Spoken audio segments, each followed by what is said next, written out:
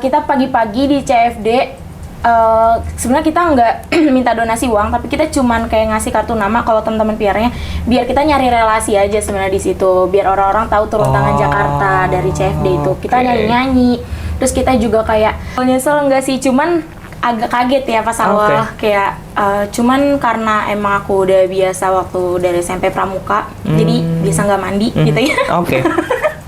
Gitu. Jadi itu kondisinya di situ di hari kedua suara aku udah habis banget karena di Caukulon tuh anak-anaknya hyperaktif kali ya.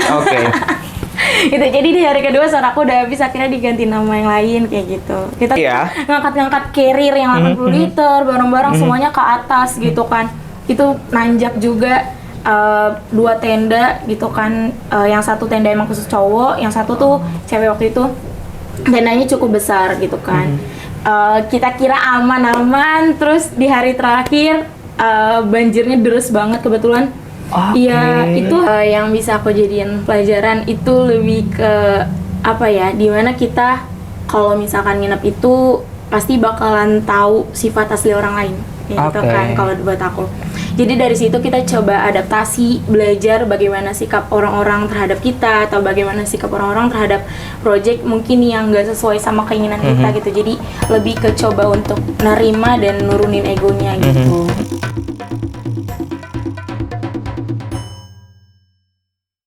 Menjadi seorang relawan bukan tentang seberapa besar materi dan juga tenaga yang sudah kita berikan.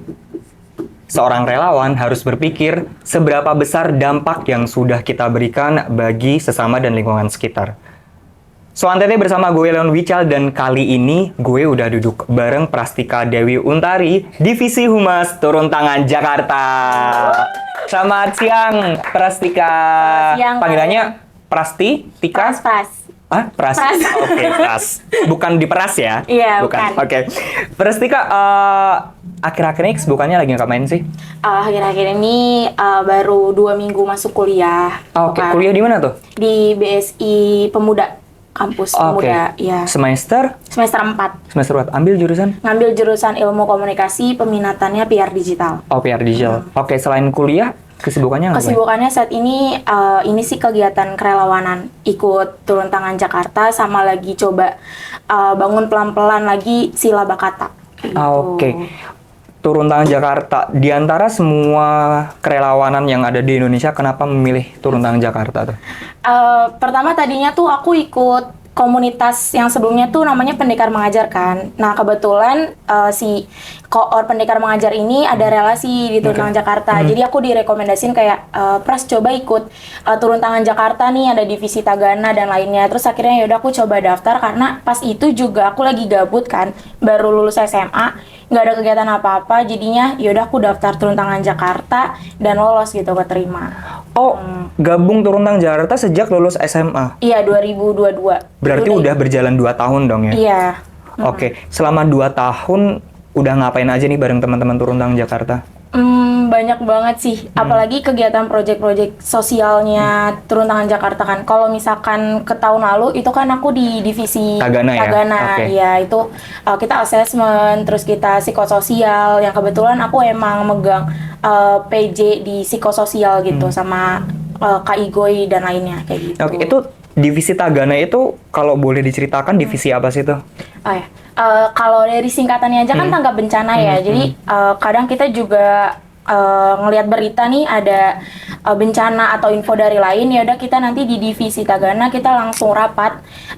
Ini kita mau assessment enggak gitu. Jadi pas assessment kita report kalau misalkan suka lihat SG-nya Turun Tangan Jakarta ya kalau malam-malam itu. Terus juga dari assessment itu entar ada data-data yang kita ambil kayak gitu dari narasumber di sana, stakeholdernya gitu. Terus juga setelah assessment itu belum tentu kita bakalan psikososial gitu. Jadi setelah assessment dirapatin. Masih ada proses lagi ya? Dirapatin dulu sama teman-teman Tagana. Ini kita mau sekedar donasi aja atau psikososial dari data yang udah kita ambil gitu. Oke, kalau misalnya diputuskan ada psikososial, berarti ada profesional dong yang membantu psikososial, atau dari teman-teman Turun Tangan Jakarta aja nih yang melakukan psikososialnya itu? Kalau misalkan profesional, kayaknya nggak ada ya yang sekarang profesional. Cuman kebetulan kan kalau di Turun Tangan Jakarta kan banyak ya profesi, ada yang yang guru. Jadi kita juga minta apa ya, kayak ajarin sama mereka gimana sih kalau kita interaksi sama anak-anak kayak gitu. Dan juga kalau misalkan sebelum psikososial tuh kita Hamin satunya latihan. Misal kalau misalkan ada dongeng, kita latihan dongeng. Oh, bahkan ada pelatihannya dulu sebelum Iya. Oke. Jadi biar di tempat tuh nggak huru-hara kan, Kak. Namanya juga ke datang lokasi bencana, nggak mungkin kita tuh kayak nggak bawa apa-apa. Kesannya jelek kan, padahal pengen ngehibur anak-anak kayak gitu. Berarti bahkan sesama teman-teman turun tangan Jakarta bisa saling belajar dong, Iya, antar profesi gitu ya. betul. Oke, Pras, dari awal 2022 sampai 2024 bagi seorang kamu yang masih muda ini kan merupakan challenging, turun sebagai relawan bahkan selama kurang lebih 2 tahun. Nah, yang memotivasi kamu bisa dapat bertahan tuh apa sih?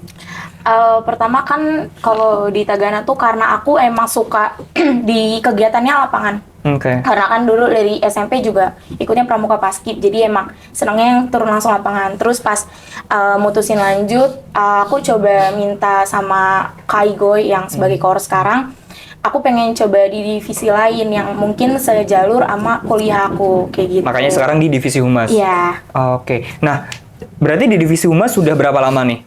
baru setahun. Baru setahun Hampir ya? Setahun ini. Oke. Nah, selama setahun ini kamu sebagai yang masuk dalam divisi humas tuh udah ngapain aja? Oh, kalau untuk saat ini jadi penghubung dari eksternal gitu kan. Terus juga di humas itu dibagi dua. Ada yang tim PR sama tim sosmed. Oke. Kebetulan di tim sosmed itu ada 6 orang juga. Salah satunya yang penanggung jawabnya tuh Suraya, temen aku partner di humas. Itu mereka kayak ngepost di sosial media kayak gitu, terus ngedit video setelah project dan lainnya kayak gitu. Kalau di tim PR-nya kita ngebantu teman-teman yang bikin project sebagai humas di project tersebut kayak gitu. Oke. Pras, kalau misalnya turun tangan Jakarta ini kan pasti punya banyak banget program dong. Iya. Nah, setiap program metode atau pembiayaannya tuh seperti apa sih? Atau kalian antar anggotanya patungan atau cari sponsor atau bagaimana tuh? Setiap project yang diluncurkan atau yang diinisiasi. Kalau misalkan untuk sponsor biasanya kita cuman kayak project yang besar, kayak salah satunya tuh Hitan Masal. Oh, kita Iya, masalah. terus sama yang respon lanjutan Cianjur itu kan kita butuh sponsor kan, nggak cuma ngandelin dari open donasi. Tapi kalau project sosial lainnya, kita coba ngandelin dari open donasi itu. Jadi kita setiap teman-teman turun tangan Jakarta tuh nge-share ke temennya, ke keluarganya, ke sosial medianya, kayak gitu. Tapi ada sih 1 atau 2 project yang kayak buat nutupin tuh kita coba patungan kayak gitu. Oke. Berarti akan pitching ke stakeholder ketika programnya besar ya? Iya. Oke. Betul. Selama 2 tahun bareng teman-teman turun tangan Jakarta nih berkegiatan bareng, terus kolaborasi dan juga melaksanakan program bareng, ada nggak sih hal yang paling memorable buat Prastika? Kalau memorable banyak banget sih, karena kan emang teman-teman di turun tangan Jakarta juga asik-asik ya gitu kan. Paling kalau memorable tuh pas waktu Hitan Masal tuh pertama aku jadi PJ teman-teman yang main musik di Hitan Masal. Oke, itu lokasinya di mana tuh? Itu waktu itu di mana ya? Di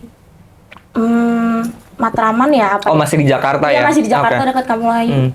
Oke. Oh, Tebet. Oke. Iya, di situ. Terus juga kan jadinya coba ngajakin teman-teman yang bisa main musik, yang bisa nyanyi gitu kan, kita latihan tuh malamnya kayak gitu. Terus juga pernah ada OTS, TTJ on the street. Oke. Iya, itu tuh kita pagi-pagi di CFD.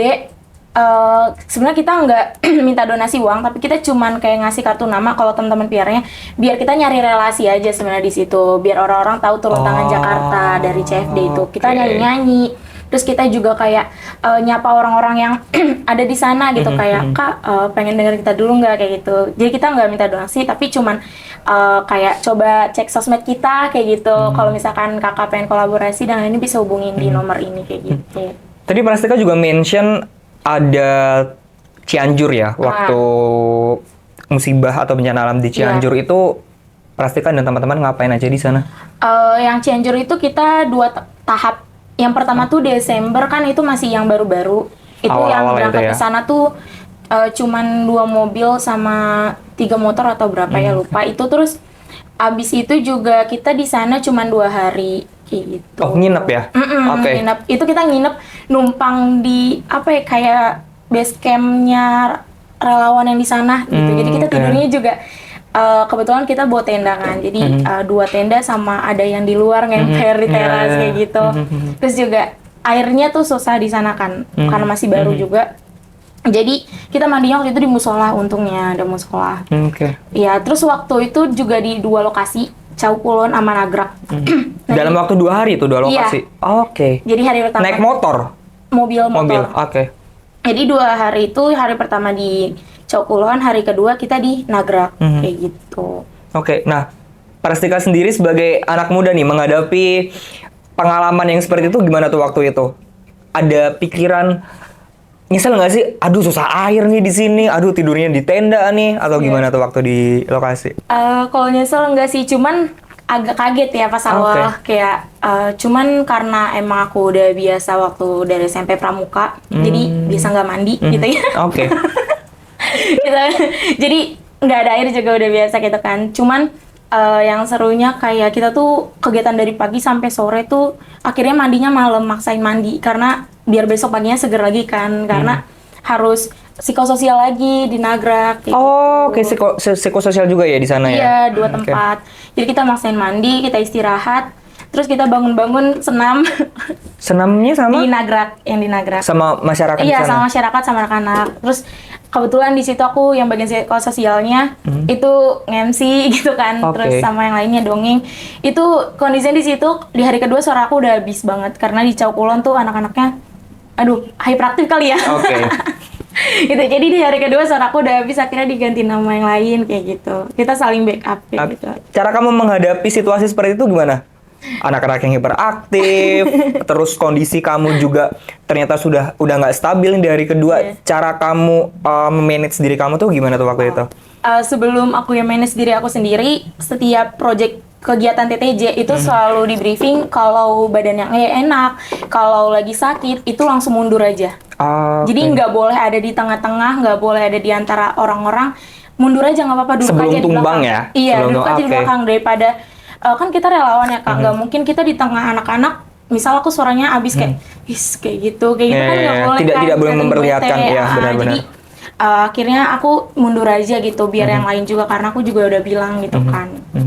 Kayak gitu. Cerita menarik lain apa nih selama di Cianjur sana? Nah, kalau yang menarik banget tuh di Cianjur yang kedua, yang respon lanjutan. Oh, yang oke. Ya, itu Yang kan. tadi yang pertama ya, ini Iya. langsung kedua, oke. Itu tuh selama seminggu lebih gitu kan.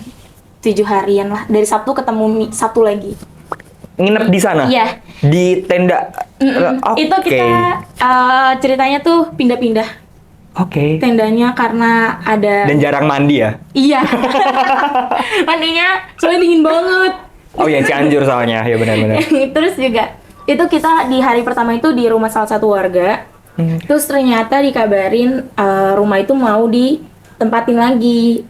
Akhirnya kita pindah ke tenda yang agak di atas. Oke. Nah, di tenda yang di atas itu juga itu malamnya tuh hujan deras banget Kak gitu kan. Jadi becek kayak gitu segala macem, bau kan. Cuman kita maksain untuk bareng-bareng semuanya di dalam satu tenda karena itu kan udah malam juga.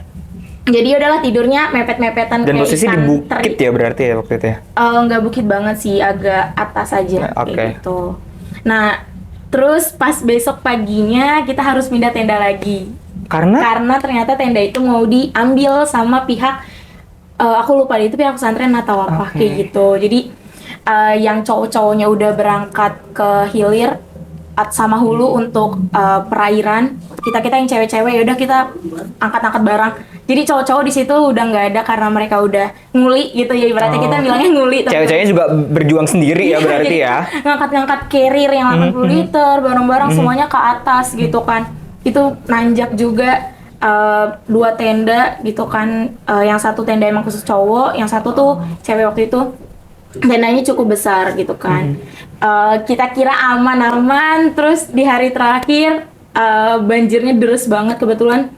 Iya, itu hari Jumat, malam Sabtu itu bener-bener yang Aduh, hujannya deras banget Kak di sana. Itu sampai tenda kebanjiran sebagai macem. Terus waktu itu posisinya aku lagi di atas, lagi di filtrasi air.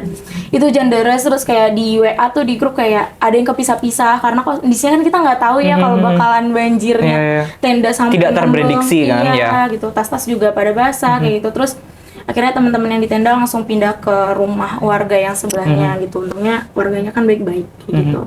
Terus juga langsung kayak ada yang tiba-tiba jadi demam kayak gitu. Langsung sakit ya. Iya, terus juga kebetulan kayak koor-koor yang nge-PJ-in Cianjur itu cepet sih, maksudnya setelah hujan reda langsung kayak ngirim teh gitu-gitu. Teman-teman konsumsi udah mulai sibuk lah bikin teh, ngirim sana sini, mondar-mandir kayak gitu. Pras, dari beragam pengalaman yang udah kamu laluin tadi, aku sangat terenyuh sih ketika mendengar ceritamu yang di Cianjur. Makna hidup seperti apa sih yang kamu dapetin yang mungkin bisa jadi pembelajaran dalam diri kamu? Yang bisa aku jadiin pelajaran itu lebih ke apa ya, dimana kita kalau misalkan nginep itu pasti bakalan tahu sifat asli orang lain ya, gitu Oke. kan kalau buat aku. Jadi dari situ kita coba adaptasi, belajar bagaimana sikap orang-orang terhadap kita atau bagaimana sikap orang-orang terhadap project mungkin yang nggak sesuai sama keinginan kita gitu. Jadi lebih ke coba untuk nerima dan nurunin egonya gitu. Pras, aku pengen tahu ke depan Turun Tangan Jakarta ada planning program apa lagi nih yang udah direncanain? Kalau paling dekat itu nanti ada turun tanam mangrove, Oke. yaitu bulan April insya Allah. Setelah itu? Setelah itu belum ada rencana Belum ada lagi ya? Berarti yang terdekat itu ya? Iya, kebetulan kan kita juga paling masanya habis tuh Mei. Oh, akan reorganisasi Iya, lagi, reorganisasi. restruktur lagi. Oke. Pras, harapan apa yang pengen kamu gali untuk dirimu sendiri dari Turun Tangan Jakarta? Harapan aku itu semoga Turun Tangan Jakarta selalu bisa memberikan manfaat untuk orang-orang sekitar maupun itu kecil sampai besar, karena waktu itu pernah Turun Tangan Jakarta itu ada pohon tumbang di depan sekret itu Cikini ya, terus itu teman-teman langsung bantuin orang-orang di situ gitu. Jadi aku benar-benar berharap banget Turun Tangan Jakarta bisa menjadi wadah anak muda yang bisa menuangkan ide-ide sosialnya yang bermanfaat untuk masyarakat. Oke, Prestika terakhir mungkin bisa closing statement, pesan untuk anak muda pejuang di luar sana, silahkan. Iya. Closing statement aku untuk para pejuang di luar sana, terus berbuat baik sekecil apapun itu, karena kita nggak akan pernah tahu kebaikan apa yang akan menyelamatkan kita nanti. Seperti itu. Mantap, luar biasa. Prestika, thank you banget udah datang ke Soan Makasih, Tete. Terima sama-sama. kasih. Sukses buat Iya. aktivitasnya, sukses buat kuliahnya, semoga lancar. Sehat-sehat terus pokoknya, oke? Amin, sehat juga untuk kalian. Thank you. Iya. Terima kasih. Itu tadi pejuang ngobrol santai barengan Prastika dari Divisi Humas Turun Tangan Jakarta. Tetap pantengin Soan Tete di podcast Pejuang karena next episode pasti akan ada narasumber inspiratif dan menarik lainnya. Pejuang bukan, hadapi.